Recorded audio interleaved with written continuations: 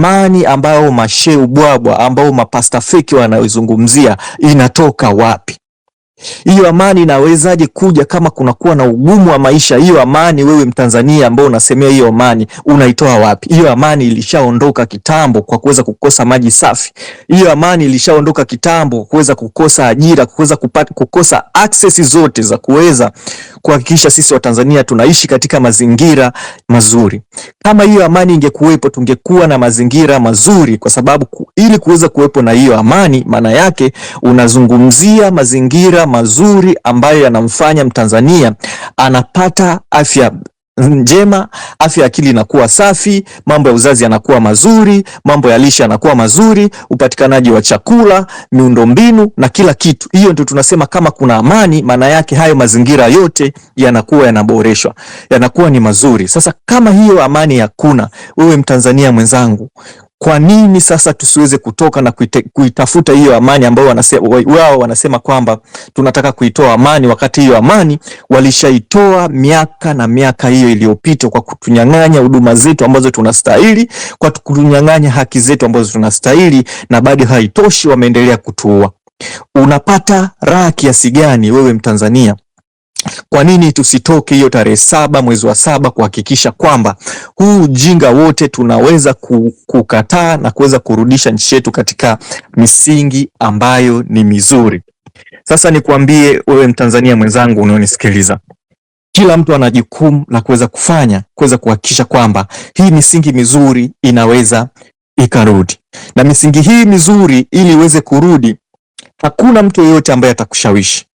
Kwa sababu ushawishi wa kwanza unaanza kwa kulingana na hali yako wewe ya maisha ambayo unaiona.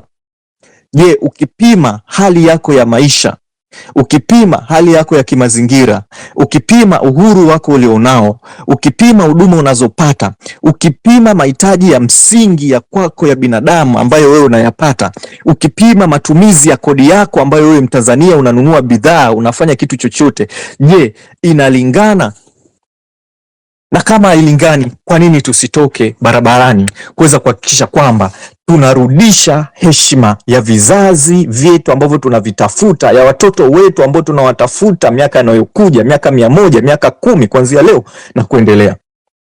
Tusisite wa Tanzania, kwa sababu watu hawa ambao wako hawafeel maumivu yetu, hawasikii uchungu kwa kitu chochote, kwa sababu moja tu, kwa sababu wao hawatoi kodi, kwa sababu wao hawangaiki, hawawezi kupata uchungu na kitu chochote, hawapati huduma hizi ambazo mimi na wewe tunazipata huku chini, ambazo sisi tunazilipia, ambazo sisi tunazitolea jasho na damu. Samia hajui bei ya maji, Samia hajui bei ya chakula, Samia hajui bei ya gesi, Samia hajui bei ya bando, Samia hajui bei ya kila kitu. Ila pesa yako wewe, kodi yako wewe ndio inamfanya yeye anakuwa na kiburi. Sasa wa Tanzania, imefika wakati kina kaka, kina dada, wazee kwa vijana, tuweze kuamka na kuendelea kuhamasisha maandamano yaweze kuwa makubwa zaidi, ili tuweze kuwanyang'anya hawa koloni weusi ambao wametunyanyasa kwa muda mrefu sana katika maisha yetu. Kwa sababu tukizembea, tusipotoka tarehe 7 na kuendelea kupaza sauti zetu na kuendelea kudai haki zetu, hata kizazi chetu, hata wewe ambao unategemea kuolewa au kuoa, kuwa na mchumba, tayari utakuwa umeshaharibiwa. Fikiria hivi, kama kizazi cha sasa hivi au baadhi ya watu ambao ni ujinga unaotengenezwa katika uchawa, kizazi kinatengenezwa kuamini kama mauaji ni kitu cha kawaida. Fikiria hivi, huyo mchumba ambaye unamtaka kumuoa, ambayo yuko CCM, ambayo yuko katika upande wote, yeye anakubali kama mauaji ni kitu cha kawaida. Unapomuoa mnatengeneza kizazi cha namna gani? Au unapomuoa huyo mdada, au mkaka unapomuoa mtu, au mdada unapoolewa na mtu ambaye anaona mauaji ni kitu cha kawaida, anakuja kwenye mitandao kupaza sauti hapa kumtetea Samia, unafikiri mnatengeneza kizazi cha aina gani? Au fikiria kwamba mtoto wa Mwigulu akipata cheo, unafikiri atakuwa anafikiria nini katika kichwa chake? Kwa sababu baba yake ni muuaji, mtoto wa Samia mama yake ni muuaji, unafikiri ya kuweza kuua. Kwa hiyo kama tusipo amka wote sisi wa Tanzania, tukazuia huu ujinga. Tutaendelea kutawaliwa na hawa wauaji, na wataendelea kufanya yale haye ambao wazazi wao wameyafanya. Fikiria huyu King'ong'osi huyu kitu anachofanya hivi. Unafikiri huyu King'ong'osi akiwa waziri mkuu atafanya kitu gani? Ataendelea kuua, ataendelea kuchinja, ataendelea kubaka, ataendelea kufira watu, ataendelea kufanya kila aina uchafu ambao yeye anaujua na wale watu wake wa chini ambao wako.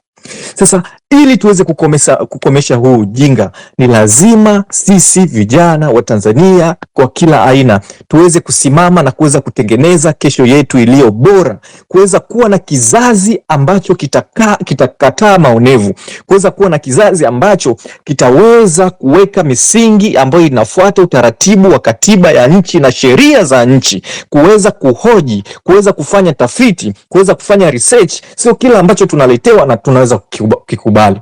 Maandalizi haya ambayo tunayafanya, tunatengeneza sio kwetu sisi tu, hata mimi au wewe, kwamba hutoweza kuyafaidi. Kuna watoto wetu, kuna wajukuu wetu, kuna vizazi vinavyokuja, miaka 100, miaka inayokuja, vitaweza kufurahia matunda ya hiki ambacho wengine walikifanya kabla yetu na wengine ambao wameendelea kukifanya.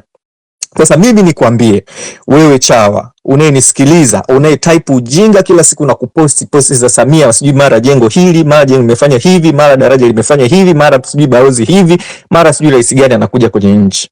Nikwambie tu, hiyo haiwezi kumsaidia Mtanzania. Hii haiwezi kukusaidia mimi na wewe. Hii haiwezi kusaidia kupunguza maumivu ya ajira. Hii haiwezi kusaidia. Kuposti picha ya Samia haiwezi kusaidia wewe kuweza kutengeneza uchumi wa Tanzania. Kuposti picha ya Samia haiwezi kusaidia wewe bibi yako kuweza kupata access ya kupata matibabu kijijini. Haiwezi kusaidia kuweza kupata maji. Haiwezi kusaidia wewe kupata ajira au kutengenezea mazingira ya ajira. Hawa watu Samia nao huwa, hawa wanaendelea kutuua, ni watu ambao wengi waliajiri watu, ni watu ambao wengi walitengeneza uchumi wa watu, ni watu ambao wengi waliacha familia na wameacha familia. Jiulize, je, ni umaskini kiasi gani ambao umetengenezwa kwa hawa watu ambao wameuawa na Samia? Ni uchumi wa namna gani ambayo hawa maserikali feki wanasema kwamba wao wanataka utengeneze uchumi? Kwa sababu unapotengeneza uchumi ni watu, na bila watu hakuna uchumi, na bila haki hakuna uchumi. Wewe kijana ambaye bado unang'ang'ania CCM na kuona kama CCM au Samia ni mkombozi wako, ni kitu gani ambacho unafikiria kichwani mwako? Samia ataondoka, lakini ndugu zako, jamaa zako, Tanzania itabaki. Je, itabaki katika misingi gani? Itabaki katika hali gani? Wewe leo hii unapoposti picha ya kumsifia, unapoposti picha ya kusema kwamba hakuna mauaji au ya kuzuia haki za watu wengine, maana yake unarudisha jitihada za ukombozi wa haki za Watanzania. Unarudisha jitihada za ndugu zako ambao walitakiwa waajiriwa, ambao wawekezaji walitakiwa waje, lakini kulingana na kwamba Samia ameendeleza mauaji, hakuna sera yoyote ambayo mwekezaji ataweza kuja. Badala tusimame pamoja na kuweza kukataa huu uovu,